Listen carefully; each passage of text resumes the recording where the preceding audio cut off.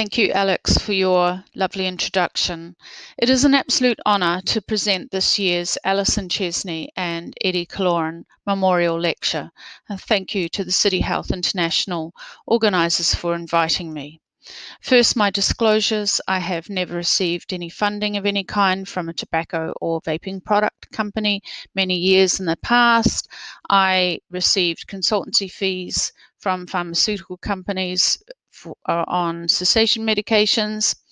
My Centre of Research Excellence, focused on Indigenous sovereignty and smoking, is funded by a grant from the Foundation for a Smoke-Free World. The content of my talk is solely my responsibility and in no way should be seen to be reflecting the positions of the Foundation for a Smoke-Free World. So first, one of the first and most important questions that an Indigenous person asks when we meet another person is, ko WhyCHI, who are you? But it's not your name we are after. We want to know what our relationship to each other is. Are you friend or foe? Are we related? Do we belong to the same tribe or tribes? Importantly, are you my senior, a person I should defer to? We look for a connection, something we share. So to start with, I will just tell you a little bit about myself, picking out bits of my story that help me connect to the spirit and work of Alison Chesney and Eddie Killoran. I was born to fight injustice, I think. On my mother's side, I am a descendant of the biggest Māori Indigenous tribe in New Zealand, who were the first to be impacted by the colonizers. Some of my ancestors protested and fought the theft of land, the laws that forbid them to speak their language, and the laws that banned their spiritual and healing practices. The colonization by the British of New Zealand was a process of theft, suppression, and violence that resulted in the English settlers and their descendants at one point being able to boast that they were the healthiest and lived to the longest lifespan in the world. They achieved that off the back of the Indigenous people and the land. The Indigenous people, meanwhile, were marginalized, belittled, scorned and made into a dependent working or even lower class.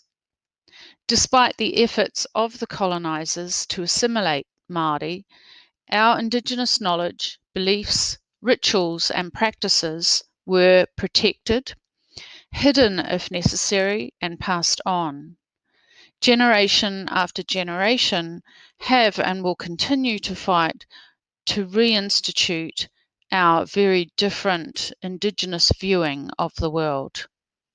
I'm telling you this because we believe that a person's roots, their socio-historical background, contributes to who they are.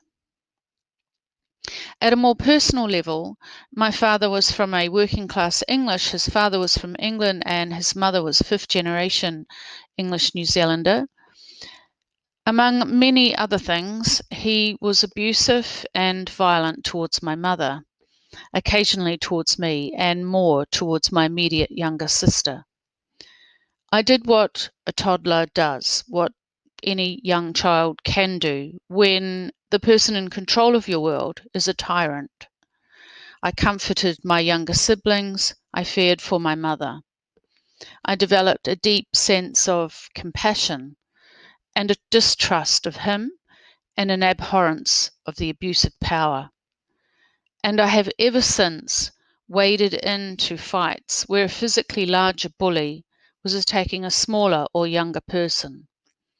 Many times I've put myself at risk, the most recent assault occurring just 2 years ago when I tried to protect some youth from some older men. There'd been a car crash and the older men were looking for retribution. One older man rushed into the crowd of youth and punched one of the boys, and I tried to get a photo of him for evidence for the police. He grabbed me around the throat and slammed my head down onto a rubbish bin. So that was a physical attack. In my older adult life, I've been more usually subjected to attacks that are from afar. and more stabbing in the back by competitors in my area of research who are intent on sabotaging my studies and destroying my reputation and, if they can, my will to carry on. That instinct to rush in to protect and defend people who are being victimized, who are being unfairly treated, seems to be something I can't temper. And I don't think it's right to.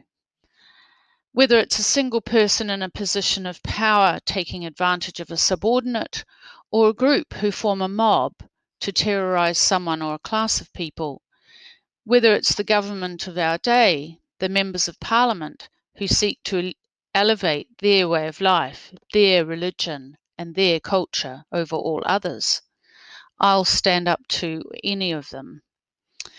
One of the things that has helped me survive was my education, studying psychology, studying domestic violence, studying the sexual abuse of children, colonization and racism, emotionally heavy and upsetting topics. But I developed an understanding, and there's security in that. To get away from the heavier topics, I thought that focusing on helping people stop smoking would be very worthwhile and far less hard on my health. And it was for 20 years of my career in tobacco control. But the last 7 years or so have turned vicious. Some people in the sector began lobbying to penalise people who smoked with fines, to deny them accommodation and employment, wanting to evict them from city centres. They wanted to mark people, make them carry papers, calls that should concern anyone with a basic knowledge of the historical oppression of peoples. The Indigenous people of New Zealand, Australia, Canada, the US, New Caledonia, I could go on, for example, have disproportionately higher smoking rates. And I had to object because these regressive, deliberately damaging policies would disproportionately hurt my people and other groups with disproportionately higher smoking rates, people with schizophrenia and other mental health conditions, and the lowest income group. Here we go again. Here's a group of mainly white, middle-class, well-to-dos wanting to sock it to them blacks, the poor, them scary people with mental health disorders, them homeless. So this isn't about smoking, I realized. They don't care about these people. They don't like these people. And then along came vaping. A few colleagues and I had already been lobbying for Swedish snus, a greatly risk-reduced alternative to smoking, to be made legal in New Zealand, but we hadn't been having any luck.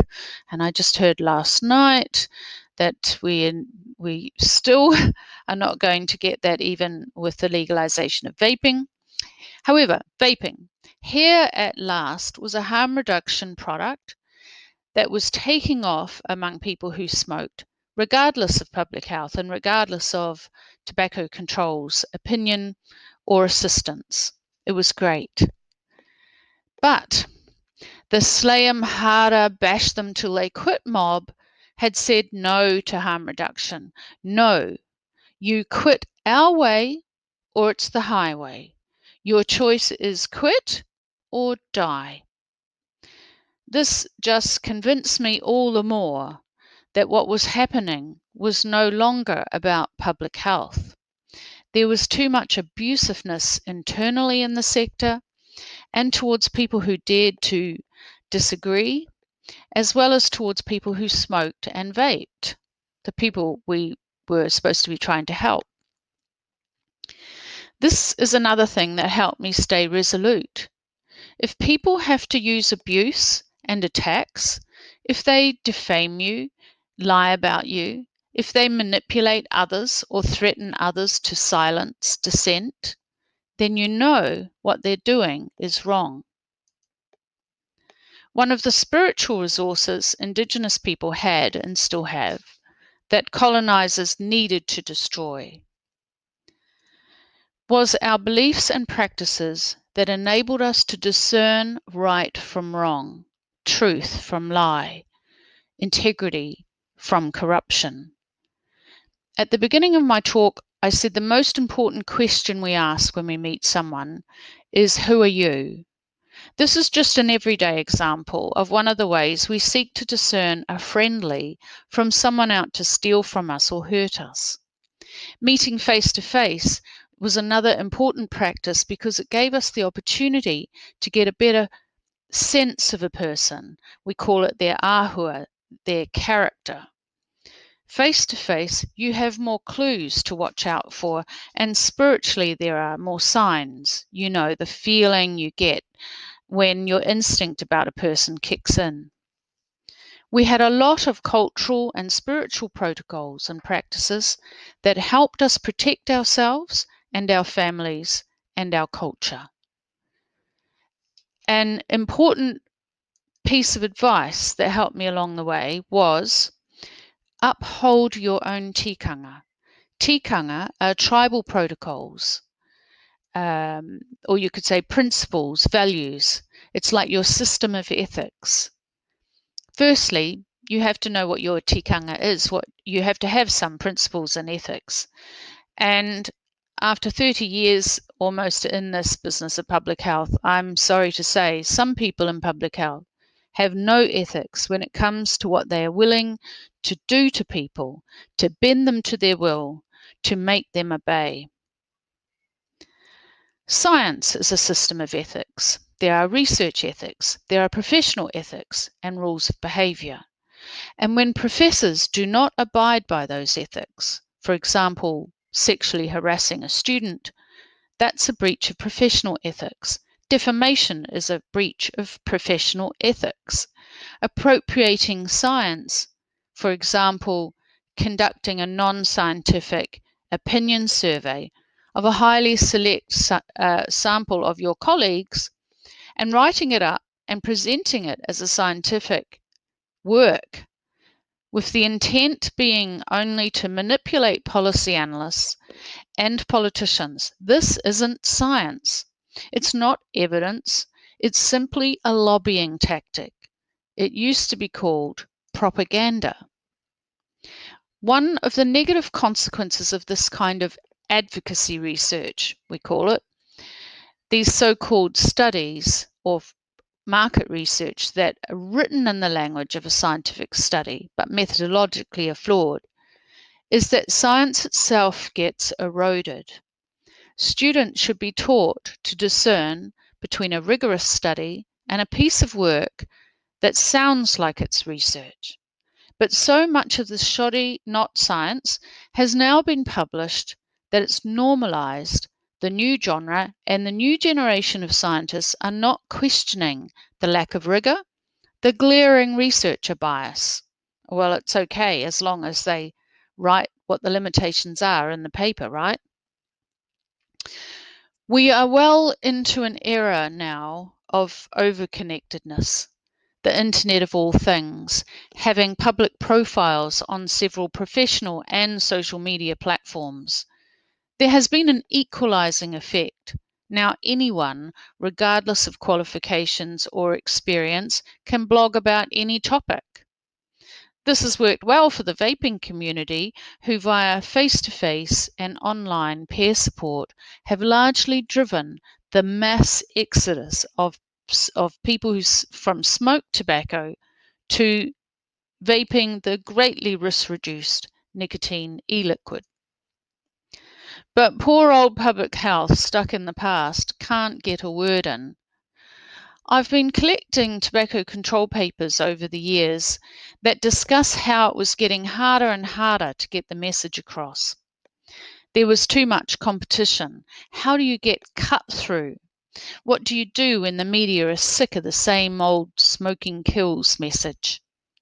The authors recommend getting creative, using street drama, recruiting community-based people to voice the message, mostly pre-prepared scripts, or better yet, get children to read them, an exploitation I really have never been able to stomach.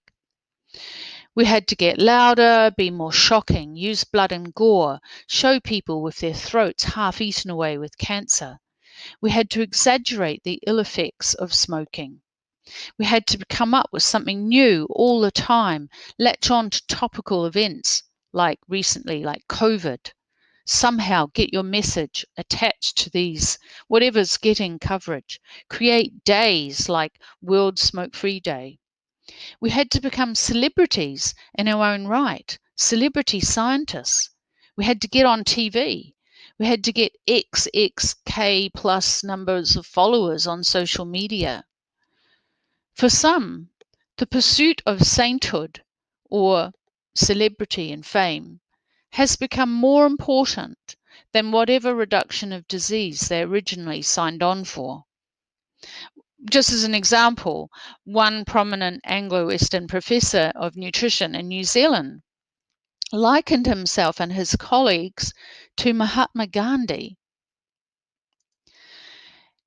As the messages became more exaggerated, we moved further and further away from the truth. But the new generation of smoke-free workers didn't know the messages were exaggerated. Did we need them to know? No, because we need them to come across as authentic, right? One of the things I learned when I was briefly working in the field of domestic violence is that if there is no negative consequence for an act of violence, the abuse usually escalates. That's what's happened in public health. There's only been encouragement to do more, louder, go further, be harsher. There's no brake on the train. There's no accountability. People seem less willing to protest now and risk losing their job or being stabbed in the back, defamed, exiled and blacklisted from working in the sector, like what's happened to me in New Zealand. If public health keeps on like this, like a runaway train, where will it end, I wondered. Well, now we know. Public health has reached the apex of its power. I hope it's the apex. They have so much power, so much influence. They have managed to convince governments around the world to quarantine their whole nations. Not just the people who were infected or at risk of being infected. They quarantined the well. They quarantined the people not at risk of illness. They sometimes, with force or threat of enforcement, locked people in their homes or elsewhere. The damage, the loss of businesses, jobs, housing, the increase in deaths due to suicide and delayed surgery is yet to be calculated. This is another breach of ethics. The treatment should not do more harm than the problem you're trying to alleviate.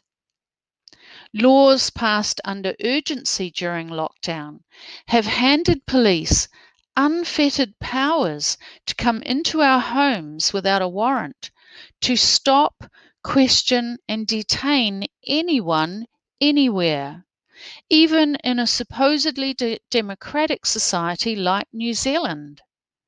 Many of us have felt a chill run down our spine, especially those of us who know what it's like to live in fear of a tyrant, or the police, or an authoritarian government who do not care about people at the bottom. A mistake we've been making, I think, for decades is to think that the war on drugs is about drugs, and the more recent war on nicotine is about nicotine. It's not about nicotine. Some people in public health and in tobacco control, those holding the reins at the moment, are waging a war on people. People they don't like, people they believe they are superior to.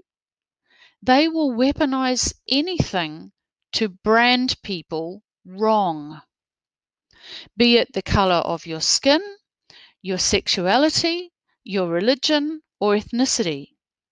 Oh, and if we outlaw discrimination on those grounds, then they will just switch to something else that isn't illegal, like discriminating against you on the basis of your body shape or size or weight, your lifestyle, that you smoke, drink alcohol, or eat junk food. Public health are constantly now marking people. It's like that schoolyard or workplace prank when someone sticks a sign on your back saying kick here. It's government-sanctioned bullying. No wonder our bullying rates and our suicide rates are so high in New Zealand and Australia. The way to stop this is diversity, to elevate and demand inclusion of a diversity of views, a diversity of scientific opinion, a diversity of experts need to be involved in deliberating decisions and policies. And consumers and the people who will be disproportionately affected by policy decisions must be heard. The nothing about us without us must be honoured. But it has to be real, not just the tick-the-box performance like the New Zealand Government Health Select Committee, who made us all submit to them while in lockdown about the vaping legislation here, only to have them change virtually nothing. Nothing. Their prohibitionist minds were made up. Valuing diversity needs to be real, not the roll out the brown carpet token effort it is now. Roll out the brown carpet is a saying we have, for example, when the white professors employ one brown person to front recruitment of brown people for their study. Oh, and they'll make sure they get someone junior, someone who doesn't realize they're being used against their own. There must be tikanga, there must be ethics, setting behavioural boundaries and to prevent abuse and corruption. And scientists corrupting the process should be sanctioned. There needs to be consequences for abusive acts. With the mess that science is in, we need more open processes like consensus-seeking conferences, not the echo chamber backslapping rah-rah meetings that tobacco control conferences have become. Research results should be free and openly available to the public and all other scientists. If even one professionally upstanding scientist, such as myself, the most qualified and most experienced Indigenous expert on reducing smoking among Indigenous people in the world, is blacklisted, as I have been by the New Zealand Government Ministry of Health, you don't have science. You don't have freedom. You have tyranny. If they will do it to one person, they will lose no sleep over doing it to 10 or 100 or a whole nation. I wish more people would battle for justice and stand up for people being exploited and manipulated, like Alison, Chesney and Killoran did, and like I do. It's no good saying anymore, as Shakespeare wrote, that the truth will out, that the truth will prevail. Times have changed. The liars are winning. The anti-vaxxers are winning. The anti-vapers are winning. Democracy is fragile. It is not assured.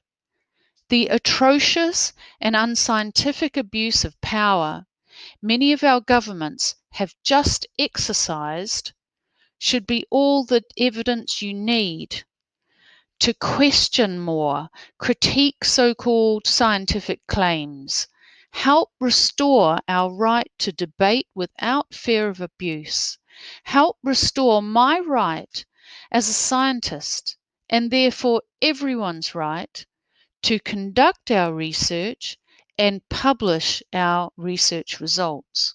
Yes, the prohibitionists are prohibiting journals from publishing my work. Vaping is not controversial. It's simple. It saves lives.